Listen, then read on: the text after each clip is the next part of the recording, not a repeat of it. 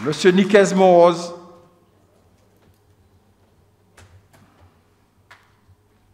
Merci, Monsieur le Président. Mesdames, Messieurs, en vos grades et qualités, personne ne doute que l'économie, la situation de notre économie soit un des éléments à discuter au sein du Congrès.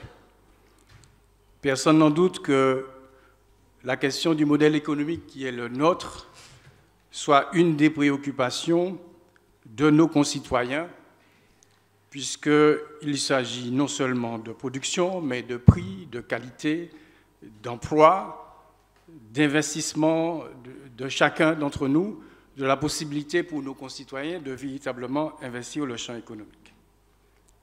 Je vais donc circonscrire mon intervention à ce domaine-là, en réaffirmant évidemment la nécessité qui a été annoncée tout à l'heure de parler d'économie.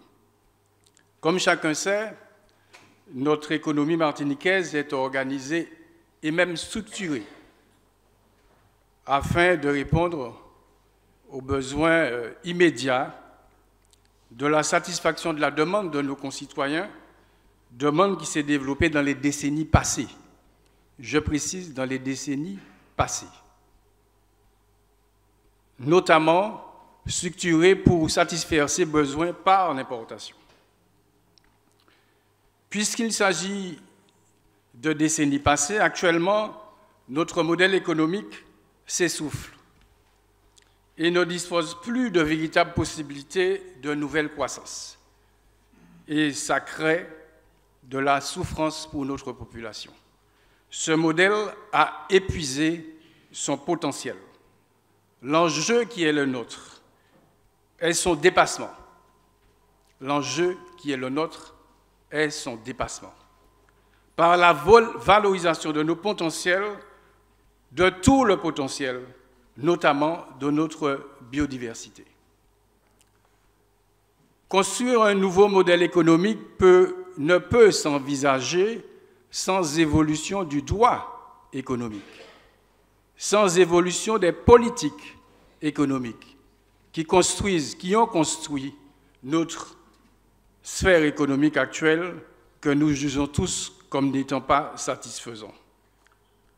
Parmi les priorités annoncées pour les travaux du Congrès figure, n'est-ce pas, l'autonomie alimentaire. Cela a été dit ce matin, thème qui est partagé par tous incontestablement, de Bruxelles à Paris jusqu'à chez nous, de chez nous à Paris jusqu'à Bruxelles. Et thème qui est certainement un des principaux centres d'intérêt de nos compatriotes martiniquais.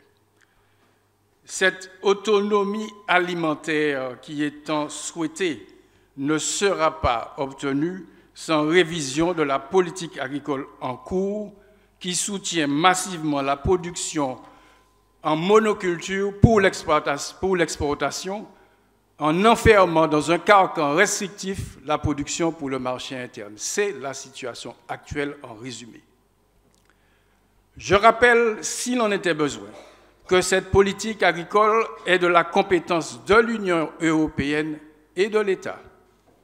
Il va donc falloir, avec détermination, reconstruire, pas seulement déconstruire, reconstruire une politique agricole différente, orientée vers la production par l'agroécologique à l'attention de notre marché interne, sans pour autant remettre en cause l'exportation telle qu'exigée par nos compatriotes.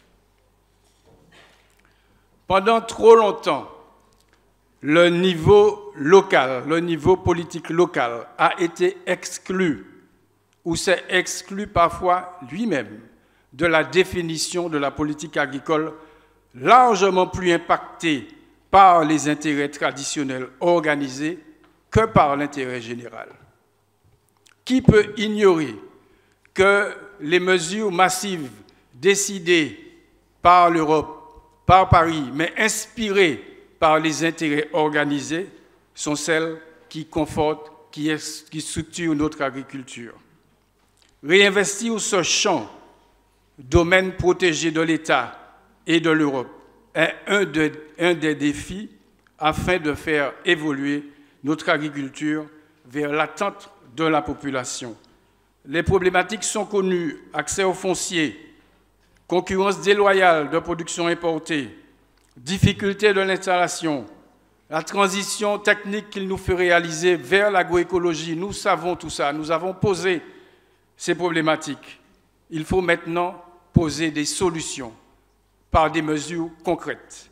Les travaux en atelier du Congrès, avec l'implication souhaitée par tous, je constate, de notre population, l'implication citoyenne, vous savez mon penchant pour cette implication citoyenne, nous en donnerons certainement l'occasion à la Martinique de progresser vers un autre modèle économique en général et agricole en particulier, conforme au discours. Je vous remercie. Merci, M. Moros.